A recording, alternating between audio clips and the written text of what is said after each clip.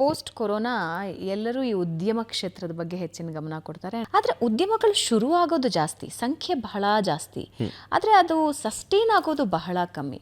ತುಂಬ ರೀಸನ್ಸ್ ಇದೆ.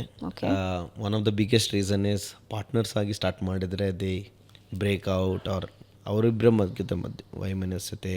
The biggest reason businesses fail ಆಗೋದು ಏನಕ್ಕೆ ಅಂದರೆ what the market is asking,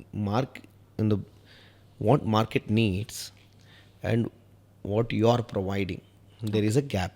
Andre a gap may be because of your pricing, you are charging too much compared to what the market is ready to pay, ಅಥವಾ ಮಾರ್ಕೆಟ್ಗೆ ಏನು ಬೇಕು ಅದರ ಬದಲು ಏನೋ ಬೇರೆ ತಂದಿರ್ತೇವೆ.